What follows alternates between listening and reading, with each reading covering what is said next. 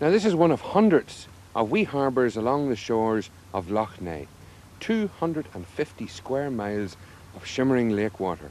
No inland lake in Britain or Ireland is bigger than mighty Lough Neagh. And those slippery customers I referred to are the famous Lough Neagh eels. They're still out on the lake at the moment. They're coming in on the fishermen's boats. And in an hour or two, they'll begin their mighty odyssey, which shall take, some of them at least, by plane, all the way across Europe, to grace the tables of some of the finest restaurants in the world, because there's no nicer delicacy than the illustrious Lough Neagh eel.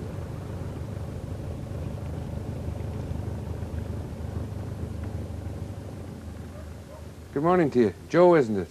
How'd you do today? Around about 7 stone. Well, is that good for the day? That is good, Yeah. We were well pleased with 7. And any size in them? Well, there is. They're running around a bit. Some of them pound wets. Well, let's have a look at what you have there. Yeah. Now, what kind of an eel is that? That's the brown eel. The brown eel? The brown eel, Taken on the hook? Taken on the hook. And how many of those? That's a nice sizable eel there now. It's a good size. That's a nice sizable eel. Do you mind me asking, how many hooks would you shoot? About 1,600. 1,600? 1,600 hooks. Good heavens. And what kind of bait do you use? We use small pulling. Small fish? We cut it up in about 5 pieces.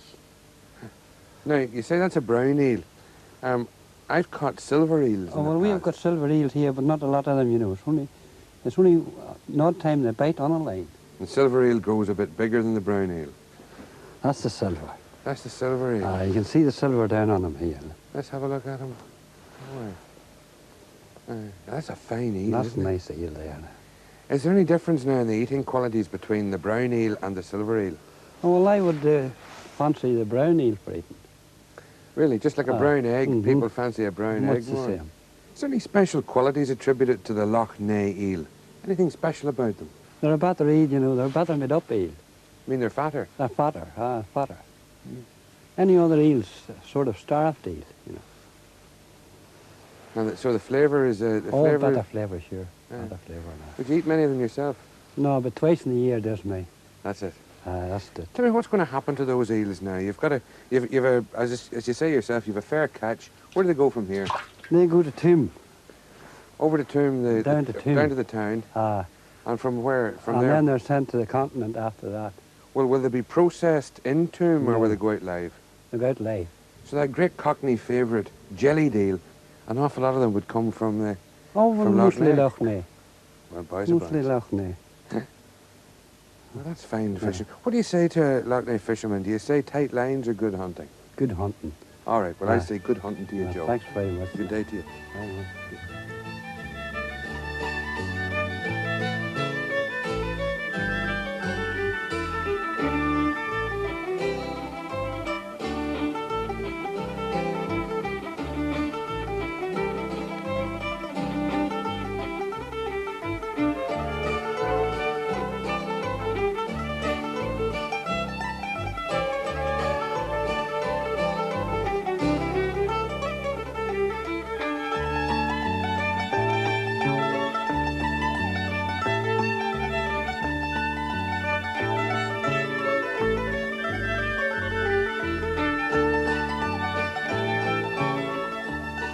The High Cross at Ardboe, one of the most famous landmarks in the country, certainly in the area.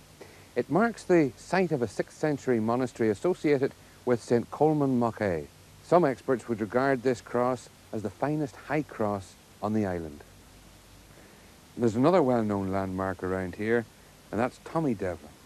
Oh. Nice to meet you, sir. Thank you very much. There's a great tradition of scholarship in your family. 7 children, PhDs, daughter Polly's a writer, your son Barry, ex-Horselips, now a film director. And it all stems from their childhood in Ardboe. Well, I would think so. I couldn't think of any other reason. Did you ever take to pen and paper yourself? No. I was hopeless at school. They couldn't keep me at college. Try as they may, where I thought that I packed it up for them nicely. And come home and I'm here since. You mind me asking you, sir, what age you are now? Well, if I survive for another fortnight, I'll be 81. Well, you're a good advertisement for clean living and abstinence and non-smoking. And non-smoking. Aye. Mostly 60 a day. I got it. Must be the bracing air of Ardboe then. It must be. And it's not an economy thing anymore, I'll tell you that. No, that's a fact. I was looking around this graveyard, and the thing intrigues me. There are an awful lot of Devlins. There are an awful lot of different family names around the place, as you'd expect in a graveyard. But it strikes me that it'd be very hard to tell. Let's say you were the local postman. All the Devlins had nicknames, but it wasn't an envelope, naturally. But the postman was acquainted to the nicknames on the surname as well. Like what? So, what? What sort of nickname? Well, take one, my breed of Devlin. My father was known as Roger Devlin. Now, he wasn't christened Roger. Not at all, he was John. Oh. But it was a nickname. Oh. And then he had a brother that was Mick, and he was called Robin. Why? Because he was red and very red-skinned. You saw his son today, and he proved it to you, didn't he? And that was the redhead. Aye, well, then there was the Devlin Oaks, the young Devlins. Oh, Devlin Oak, yeah. And there was the Devlin Bond, the white Devlin. And then there was my breed, the Devlin Duke, the dark Devlins. For I was as black as soot in the early days. But you can see I'm not any longer. You lightened up in the bad weather. I did, let's put it that way. Tell me, if I went looking for an eel supper round the shores of the loch, is there anywhere I might get one? Oh, there's several good, but they need some notice about it. Aye. It's a place that I'm sure would do it across Keys, you know. Tommy Devlin, thanks for your time. I'm off to search for my supper. Thank you.